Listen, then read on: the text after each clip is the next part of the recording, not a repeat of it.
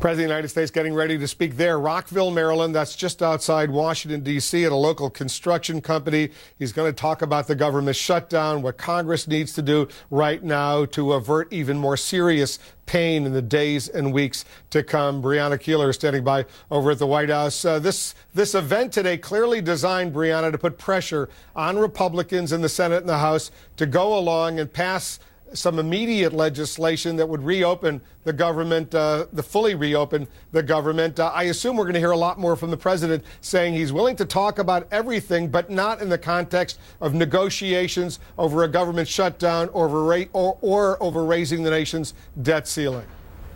That's right, Wolf. And what's interesting, I think, about this event at this construction company in Maryland, not far outside of Washington, D.C., is you're seeing him really start to talk about the ramifications of if the debt ceiling isn't increased, what a default would mean. And what he's talking about here is what it would mean for small businesses. He will make the case in this event that this is a company that has benefited from getting more loans, being able to access more capital so that it can expand and really obviously contribute to economic growth. He'll be making the point that if there is a default, it will make it more difficult for small businesses to access those funds so that they can strengthen the economic recovery and really be a part of it. This is part of I think, the strategy that we've seen from the White House and from Democrats in general, Wolf. They're trying to highlight what's going on, that the debt ceiling may not be raised, and they're trying to highlight as well stated objectives of Republicans. In this case, you always hear Republicans say they want small businesses to grow, that that's the engine of the economy, that they're with small business. So he's trying to say, but actually what you guys are doing is hurting small businesses. We've also seen this in other ways as well. He's made the point that when it comes to Obamacare, Republicans obviously do not like the program, but he points out that they're shutting down the government and that doesn't actually defund or delay Obamacare. The same way as well, we've heard Democrats, politicians make the case on the deficit. The Republicans say they're very concerned with deficit spending, and yet many Democrats have said, yes, but a government shutdown actually increases costs and therefore is something that Republicans say they're not a fan of, Wolf. The president is now at the microphone. I think he's going to thank a whole bunch of local politicians, state politicians first, some of the special guests. Let's listen into the president. Within a minute or two, he should get to the substance of his remarks. Congressman John Delaney is here. And we have the acting head of the Small Business Administration, Gene Hewlett, is here. And I also want to give a big thanks to your bosses, Sedalia and Natalia, for being such gracious hosts. I had a chance to meet them at the White House, and thank you.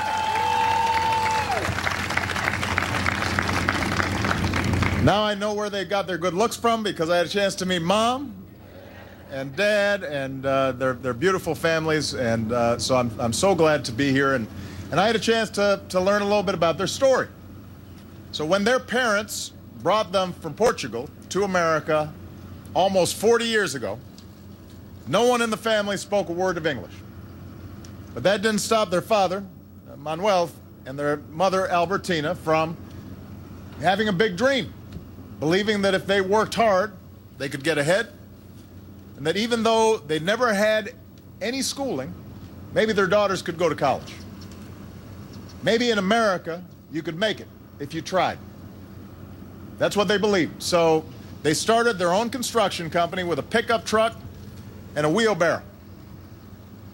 And when Sedalia and Natalia turned 14, they began to help, cleaning tools, translating documents, and they became the first in their family to go to college. And after graduation, they started their own business, and later they bought the family business from their parents. So today, M. Louise Construction is a $60 million company with about 250 employees.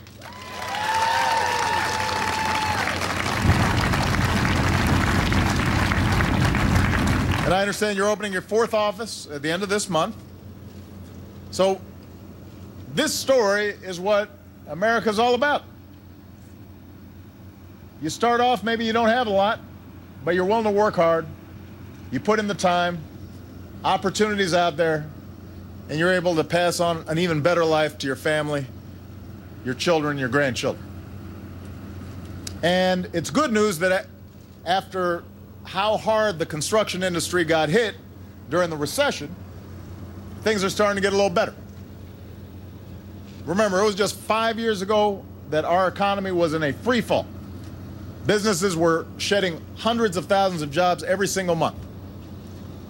And the recession ultimately cost millions of Americans their jobs, their homes, their savings, everything they'd worked hard to build. Today, over the last 3.5 years, our businesses have added 7.5 million new jobs.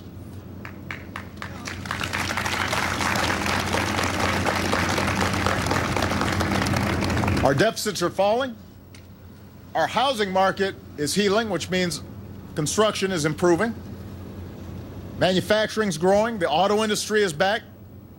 America's on pace to become the #1 energy producer in the world this year.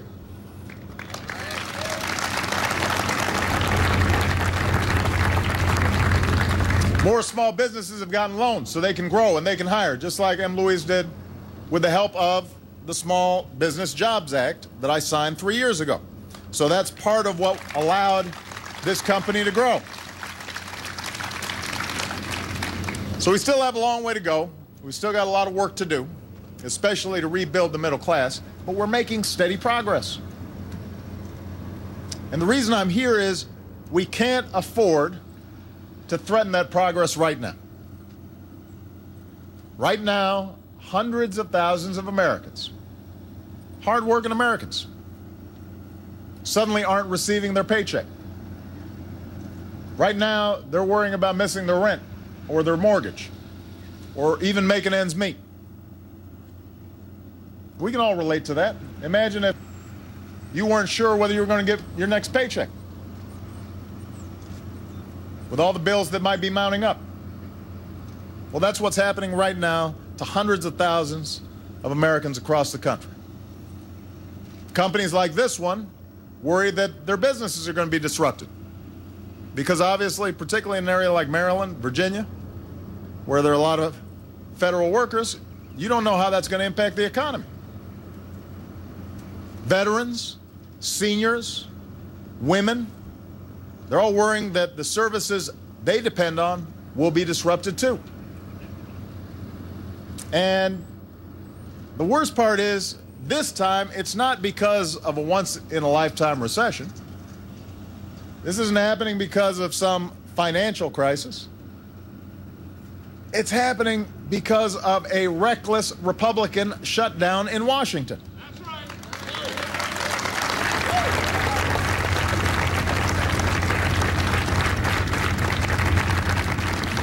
Now, we've all seen the offices locked down, the monuments closed. We've heard about services denied. We've heard about benefits that are delayed. But the impacts of the shutdown go way beyond those things that you're seeing on television.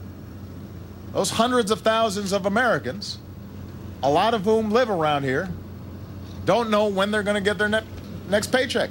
And that means stores and restaurants around here don't know if they'll have as many customers. Across the country, you've got farmers in rural areas and small business owners who deserve a loan, but they're being left in the lurch right now. They might have an application pending as we speak, but there's nobody in the office to process the loan. The SBA gives $1 billion of loans a month to small businesses. $1 billion a month and goes to small businesses all across the country. Right now, those can't be processed because there's nobody there to process them. Veterans who deserve our support are getting less help. Little kids who deserve a head start have been sent home from the safe places where they learn and grow every single day. And of course, their families then have to scramble to figure out what to do. And the longer this goes on, the worse it will be. And it makes no sense. The American people elected their representatives to make their lives easier, not harder. And there's one way out of this reckless and damaging Republican shutdown. Congress has to pass a budget that funds our government with no partisan strings attached.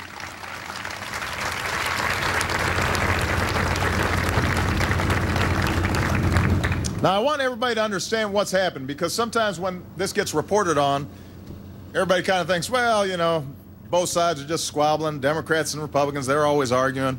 So, you know, neither side's behaving properly. I want everybody to understand what's happened here. The Republicans passed a temporary budget for 2 months at a funding level that we as Democrats actually think is way too low, because we're not providing help for more small businesses, doing more for early childhood education, doing more to rebuild our infrastructure. But we said, okay, while we're still trying to figure out this budget, we're prepared to go ahead and take the Republican budget levels that they proposed. So the Senate passed that with no strings attached. Not because it had everything the Democrats wanted. In fact, it had very little that the Democrats wanted. But we said, let's go ahead and just make sure that other people aren't hurt while negotiations are still taking place. So that's already passed the Senate. And we know there are enough Republicans and Democrats to vote in the House of Representatives for the same thing. So I want everybody to understand this. There are enough Republicans and Democrats in the House of Representatives today that if the Speaker of the House, John Boehner, simply let the bill get on the floor for an up or down vote, every congressman could vote their conscience, the shutdown would end today. The only thing that is keeping the government shut down, the only thing preventing people from going back to work and basic research starting back up and farmers and small business owners getting their loans, the only thing that's preventing all that from happening right now, today, in the next 5 minutes, is that Speaker John Boehner won't even let the bill get a yes or no vote because he doesn't want to anger the extremists in his party. That's all. That's what this whole thing is about. And we've heard a lot from congressional Republicans the past couple of days saying they don't want this shutdown. Well, there's a simple way to prove it. Send the bill to the floor, let everybody vote. It will pass. Send me the bill, I will sign it. The shutdown will be over, and we can get back to the business of governing and helping the American people.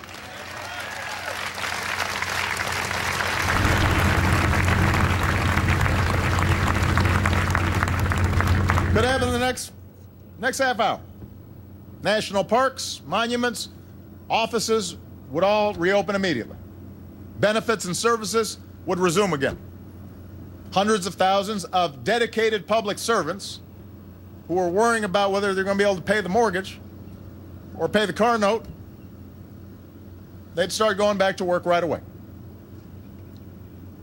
So my simple message today is call a vote. Call a vote. Put it on the floor and let every individual member of Congress make up their own minds. And they can show the American people, are you for a shutdown or not? If you're not for a shutdown, you'll vote for the bill. If you're for a shutdown, you won't vote for a bill. We don't have to twist anybody's arms. But that way, the American people will be clear about who's responsible for the shutdown. Or, alternatively, more hopefully, they'd be clear that this is something that doesn't make sense and we should go ahead and make sure that we're looking out for the American people. It should be that simple. But as I said, the problem we've got is that there's one faction of one party in one half of one branch of government that so far has refused to allow that yes or no vote unless they get some massive partisan concessions in exchange for doing what they're supposed to be doing anyway. In exchange for doing what everybody else agrees is necessary. And they won't agree to end the shutdown until they get their way. And you may think I'm exaggerating.